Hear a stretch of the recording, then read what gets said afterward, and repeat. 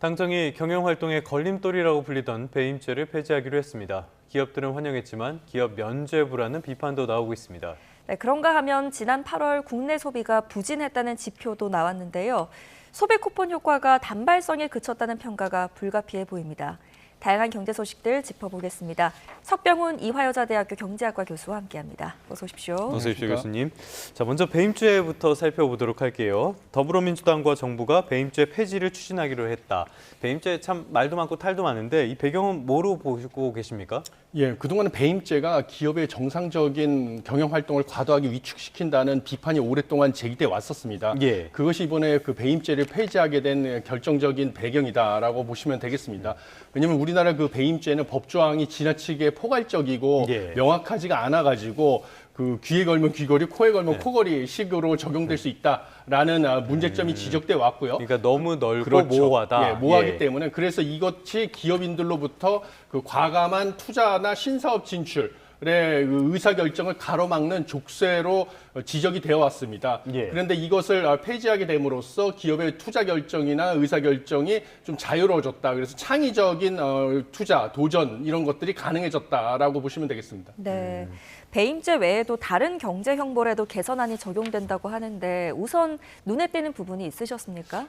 가장 기본적인 것은 무엇보다도 지금 경미한 의무 위반 같은 경우는 이제 범죄로 취급하지 않고 그동안에는 사소한 행정 절차 위반 같은 경우도 형사 처벌을 했는데 그것을 과도하다라고 봐서 그것을 갖다가 일단 행정 조치를 하고 뭔가 그 행정 조치로 개선이 안 되면 그 다음에는 형사 처벌을 하겠다라는 원칙을 확립한다는 거. 그 다음에 선의의 사업주에 대해서는 면책 규정을 마련하겠다라는 측면 이런 것들이 제가 보기에는 눈에 띈다라고 해서 대표적으로 봤을 때는 뭐 최저임금법에 대한 양벌 규정을 개정하겠다라는 점은 상당히 눈에 띄는 것으로 보여지고 있습니다. 예. 그래서 네. 고의나 중대한 과실이 없는 경영상 판단이나 실수에 대해서는 형사 책임을 면제해주겠다라는 것은 뭐 기업 활동에 있어서 뭔가 위축될 수 있는 거 경영상의 판단이 이런 예. 것들을 좀 개선해주는 그런 효과가 있을 것이다라고 보고 있습니다.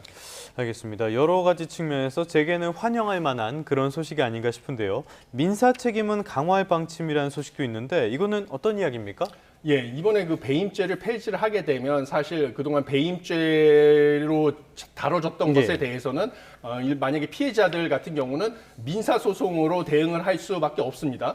그런데 그 민사소송, 그동안에는 민사소송 대신 배임죄 형사 처벌을 이용해서 대응을 했던 이유는 우리나라의 그동안의 민사소송으로 이 문제를 해결하기 여러 가지 어려운 점이 있었기 때문입니다. 그래서 가장 큰 이유는 무엇이냐면 기업을 대상으로 민사소송을 제기를 했을 때 소송의 상대방이 기업에 가지고 있는 내부 자료 이런 것들을 확보하지 않으면 자신의 피해를 입증하기 어려웠던 점이 있었기 때문에 예. 민사소송으로 대응하기가 불리했거든요. 그래서 그런 부분을 보완하기 위해서 이번에 증거 개시 제도, 디스커버리 제도라는 것을 도입하는 것을 검토하겠다라는 예. 건데 이것은 무엇이냐면 소송의 상대방이 기업이 가진 자료, 문서 등의 정보를 확인할 수 있게 법원이 강제로 제출하도록 명령하는 기능입니다. 그래서 이런 경우에는 피해자가 기업의 내부 자료를 확인하고 자신의 피해를 입증할 수 있기를 용이하게 만들 수 있어서 민사소송이 용이하게 만드는 기능이 있고요. 또 다른 것은 집단소송제입니다. 그리고 이 경우에는 다수의 피해자가 발생한 사건에 대해서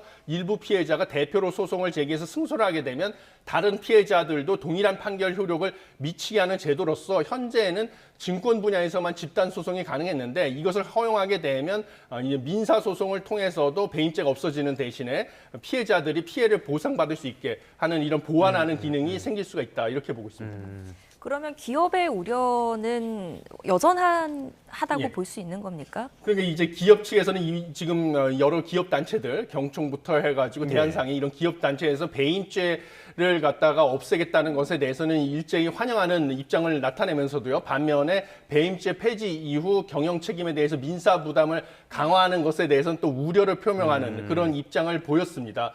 그런데 사실은 이 민사 소송을 민사 책임을 강화하는 방식으로 대응을 하는 것은 제가 보기에는 뭐 불가피하다 이렇게 보고 있습니다. 예. 왜냐하면 배임죄를 폐지를 하고 민사소송에서 이 피해자들을 구제하기 위한 이런 보완적인 제도를 도입하지 않는다고 하면 현재 뭐 정보의 비대칭성이 있죠. 증거개시제도 같은 경우는 피해자가 기업의 내부 자료 없이 본인의 피해를 입증하는 것은 사실 상당히 어렵기 때문에 그렇죠. 이런 최소한의 장치가 없이는 민사소송만 가지고는 뭐 배임죄 없이 피해자를 구제할 수 있는 방법은 사실 부족하다라고 해서 이것은 예. 필요 불가결한 결과다, 조치다 이렇게 보고 있습니다.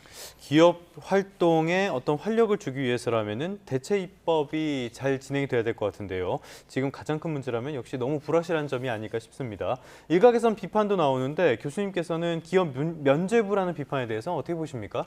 예, 지금 문제는 이게 사실 모든 나라가 배임죄로 이 부분을 갖다가 처벌을 하는 것은 아닙니다. 예. 뭐 대표적으로 미국과 영국 같은 나라는 배임죄가 없거든요. 그리고 형법상 배임죄 대신 사기죄로 처벌을 예. 하거나 민사소송인 손해배상으로 처벌을 하는 그런 나라들도 있고요. 그다음에 독일하고 일본 같은 나라는 한국처럼 형법이나 상법의 배임죄를 규정하고 있으나 그 형량이나 이런 것들이 우리보다 약하고요. 그다음에 특별법을 통해서 가중처벌까지 하지는 않고 있는 상황입니다. 예. 그래서 이번에 우리나라가 배임죄를 없애게 되면 뭔가 미국과 영국처럼 배임죄 대신에 손해배상, 민사소송을 통해서 대응할 길을 터주면 되는 것이거든요. 그래서 민사소송에서 지금 현재 피해자가 불리할 수 있었던 것을 보완하기 위해서 증거개시제도나 집단소송제를 보완을 하게 되면 이 부분을 개선하는 건데 문제는 그 과도기에서 이제 문제가 생길 수가 있습니다. 법적 공백이 생길 수가 있기 때문에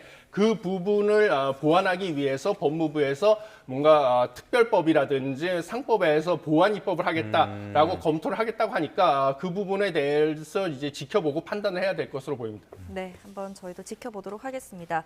다음 이슈로 넘어가서요. 지금 이번 주 월요일부터 중국인 관광객 무비자 입국이 시행됐습니다. 이제 중국인 단체 관광객을 뜻하는 6허가 돌아왔다 이런 이야기가 나오는데 며칠 안 되기는 했지만 이 관광객 유입 흐름은 어떻게 보고 계십니까?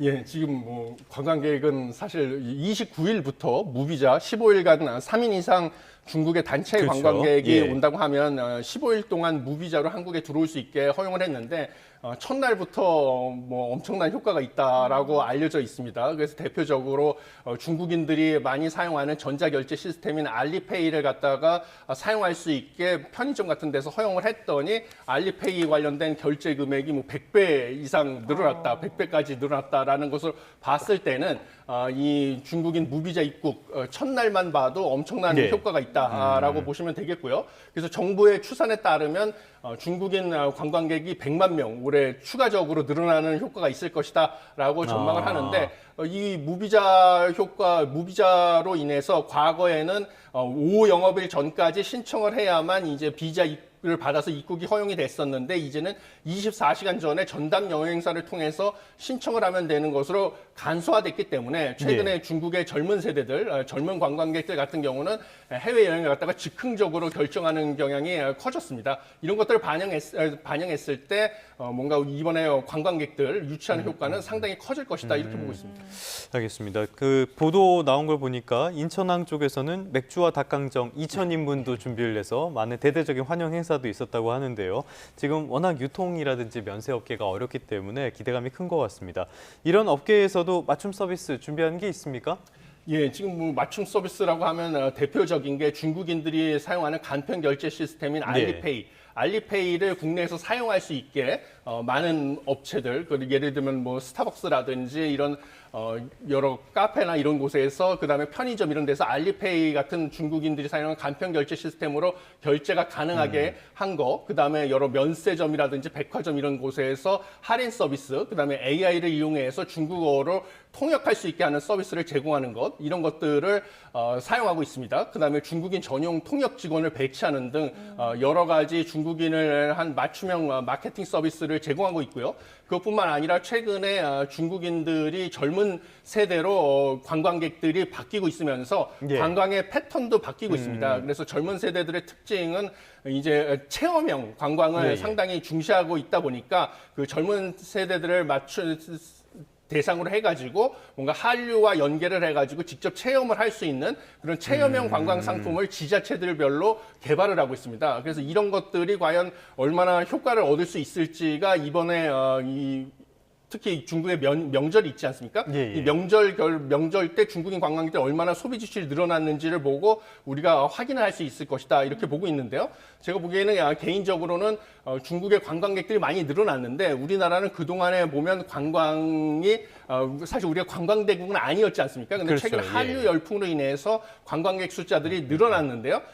그동안에는 관광객을 많이 오게 만드는 목적으로 여러 가지 국립중앙박물관이라든지 이런 입장료를 무료로 해왔습니다. 근데 이제는 우리가 이미 한류 열풍 이런 것들로 인해서 외국인 관광객들이 많이 들어오는 관광대국 반열에 올라섰기 때문에 무조건 예, 외국인한테 공짜로 뭐를 제공하는 것보다는 이미 들어오는 외국인들을 대상으로 뭔가 관광 수입을 많이 올리는 이런 전략을 네. 짤 때가 됐다라고 보고 있습니다. 그래서 대표적으로 보면 동남아시아만 보더라도 박물관이라든지 문화유적지에 은근히 비싸죠. 그렇죠. 예. 내국인보다 외국인에게 더 높은 가격을 책정하는 이런 국가들이 많이 있습니다. 그래서 우리나라도 사실 국립중앙박물관이라든지 여러 문화유적지가 사실 국내 내국인들의 세금으로 운영이 되고 있는 것이거든요. 예. 그렇기 때문에 외국인 대상으로 요금을 더 높게 받는 이런 차별화 정책이라든지 아니면 외국인 관광객들이 국내에서 여러 서비스업들 중에서 소비를 늘리도록 만드는 그런 유도하는 정책들을 고려해 볼 필요가 있다 이렇게 보고 있습니다. 네. 자, 또 그런가 하면 서울을 한번 방문했었던 이 중국의 젊은 세대들 사이에서는 서울병이라는 게 또 유행한다고 하는데 이게 뭐 향수병 같은 건지는 모르겠습니다만 이게 다시 한국을 찾게 하는데 큰 역할을 하고 있다면서요? 예, 그렇습니다. 지금 중국의 이제 신세대 MZ 세대들에게 서울병이 확산되고 있다라고 해서 중국의 언론들도 주목을 하고 있는데요. 최근에 중국 젊은이들이 서울을 다녀온 뒤에 느끼는 일종의 향수병이라고 합니다. 근데 한류 콘텐츠를 쫓아가지고 서울에 오고 있는데요. 이 사람들이 사실 중국판 인스타그램인 샤오홍수에 여러 가지 메시지를 게시하고 있는데 서울에서의 매 순간이 행복으로 가득했다. 그다음에 한강을 다녀오면 서울병에 걸린다. 그다음에 한국을 떠날 때 비행기 안에서 울었다라는 네. 글을 쏟아내면서 서울병이 화제가 되고 있습니다. 네. 근데 이제 중요한 것은 무엇이냐면 한류 컨텐츠를 보고 서울을 방문을 했는데 서울을 돌아다니면서 더 이제 감동을 받은 것은 한류 컨텐츠를 보면 한국 사람들이 상당히 이제 친절하고 매력적으로 다가오는데 서울을 방문하면서 실제로 만나게 된 여러 한국 사람들이 친절을 베풀면서 이제 드라마에서 봤던 이미지가 현실에서 실제로 체감을 하면서 한국에 대해서 좋은 이미지를 가졌기 때문에 서울병을 얻게 됐다. 이런 경험담이 많이 쏟아져 나오고 있습니다. 그래서 우리가 K 컨텐츠를 통해서 한국에 대해서 좋은 이미지를 갖게 만들고 실제로 와서 한국인들이 베푼 이런 친절, 호의를 통해서 더 좋은 이미지를 쌓게 만들면 앞으로 미래에 한국과 중국 간의 그쵸. 관계가 더 좋아지고 그다음에 이 미래 세대들, 중국의 미래를 책임질 미래 세대들이 뭔가 친한파가 더 많이 되지 않겠습니까? 그러면 대중 수출이라든지 그럼요. 이런 측면에서도 더 큰 도움이 될 것이기 때문에 이런 부분에 대해서 우리가 문화 콘텐츠 수출이라든지 이런 것들을 더 강화해야 될 필요성이 있다라는 것을 시사한다 이렇게 보시면 되겠습니다. 관광객이 우리나라를 많이 찾으면은 많은 소비를 할 수 있도록 유도도 하고 환영도 해줘야겠죠. 그런데 이런 상황에서 우려되는 게 소위 말하는 헤이트 스피치, 혐중이라든지 반중 발언들, 시위가 있는 것도 걱정이 됩니다. 이게 정치권에서 공개적으로 이야기가 나와서 조금 놀라기도 했는데요. 이런 부분들에 대해서 어떤 말씀을 해주시겠습니까? 예, 그러니까 사실 이게 정치하고 경제는 분리해서 생각을 해야 되고요.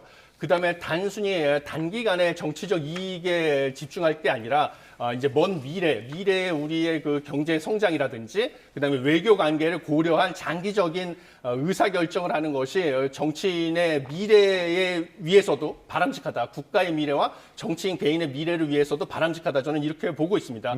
그래서 지금 중국인 관광객들이 한국에 많이 들어와서 돈을 많이 소비하면 단기적으로도 우리나라 경제에도 좋고요. 이 중국인 관광객들이 한국에 대해서 좋은 이미지를 갖고 돌아가서 이제 친한파가 되고 중국에 가서도 한국 제품을 많이 소비하게 되면 미래 한국 경제 성장에도 좋고 양국 관계도 좋아지는 것이거든요. 그런데 이런 상황에서 단기적으로 정치적인 이익을 위해서 뭔가 양국의 관계가 안 좋아질 수 있는 발언을 한다든지 이런 감정을 조장하는 듯한 그런 행위를 하는 것은 뭐 단기적으로는 정치인 개인의 목적을 달성하는 데 도움이 될 수는 있지만 장기적으로 봤을 때는 뭐 양국 관계에도 좋지 않고 한국 경제에도 좋지 않고 그렇죠. 정치인의 그 커리어에도 좋지 않다. 저는 이렇게 보고 있습니다. 네, 알겠습니다.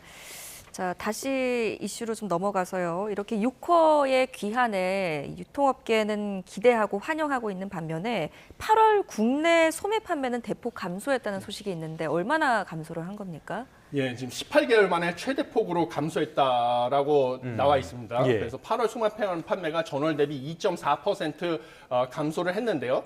지난해 2월 3.5% 감소한 이후 최대 감소를 했습니다. 그런데 제가 주목하고 있는 것은 그 비내구재, 음식료품 같은 비내구재가 무려 3.9%가 감소를 했다라는 점입니다. 예. 이 비내구재는 음식료품 같은 건 생필품이거든요. 네. 그래서 경제학에서 이 비내구재라는 것은 매기 이 동일하게 소비를 갖다가 이제 평탄화한다고 하는데 동일하게 유지를 하는 경향이 있습니다. 소비자들이. 왜냐하면 요번 달에 많이 먹었다가 다음 달에는 이제 굶고 이렇게 하면 개인적으로도 고통스러운 거기 때문에 네. 비내구재 소비는 항상 일정 수준을 유지하는 게 개인의 행복을 위해서도 중요하거든요. 네. 근데 이 음식료품 등 같은 비내구재 소비가 전월 대비 무려 3.9%나 줄었다는 것은 상당히 우리 그 내수 경기가 좋지 않다라는 것을 강하게 시사하는 것이고요. 동시에 이 비내구재 소비가 3.9%나 줄었다는 것은 지난달에 늘어났던 소비가 특히 예. 정부의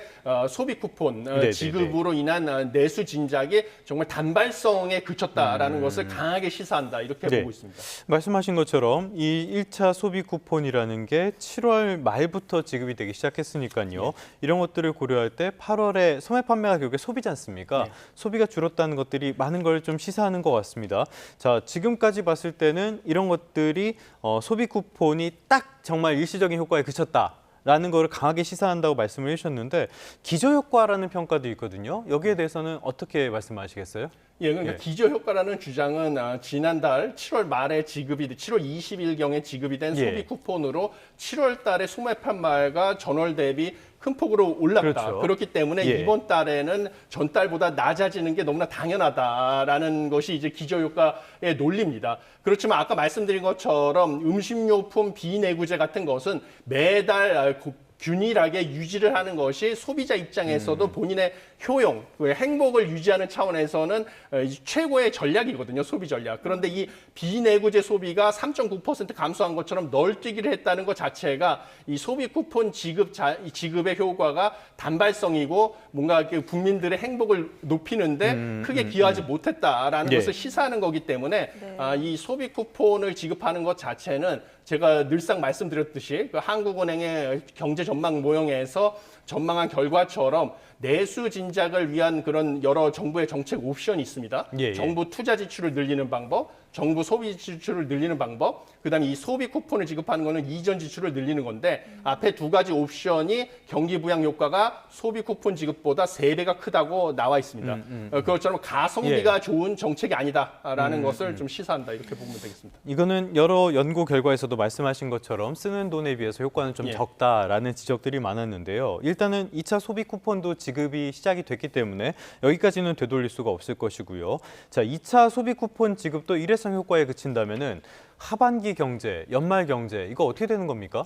예, 일단은 9월 달까지는 10월에 추석을 앞두고 계절적인 요인으로 네. 인해서 그다음에 소비 쿠폰도 지급을 하니까 일시적으로 소비는 늘어날 가능성이 크다 이렇게 보고 있습니다. 그런데 문제는 그 다음이죠. 네. 그래서 11월, 12월 같은 경우는 지금 관세 협상이 교착 상태에 빠져 있어서 여기서 오는 불확실성 이런 것들은 또 소비와 투자를 위축시킬 가능성이 크다 이렇게 보고 있어가지고 네. 11월, 12월 달에는 또 경기가 가라앉을 가능성이 좀 크다 이렇게 보고 있어서 예. 아직까지는 우리나라가 올해 그 경제 성장률 전망이나 이런 것들을 낙관하기는 이르다 이렇게 보고 있습니다. 그렇다면은 4분기 경제 성장률 이런 것들이 다시 안 좋아질 가능성도 있다는 말씀이신 건가요? 예, 저는 4분기 경제 성장률은 지금처럼 관세 협상이 상당히 교착 상태에 빠져 있으면 상당히 비관적으로 나올 수도 있다 이렇게 보고 있습니다. 알겠습니다. 이런 경제 정책들 쓰는 돈에 비해서 얼마나 효과가 날 수 있을지 잘 점검을 해보고 다음부터는 조금 더 효율적인 예산 활용이 필요하지 않을까라는 생각이 듭니다. 지금까지 석병훈 이화여자대학교 경제학과 교수와 함께 이야기 나눠봤습니다. 오늘 말씀 고맙습니다. 감사합니다.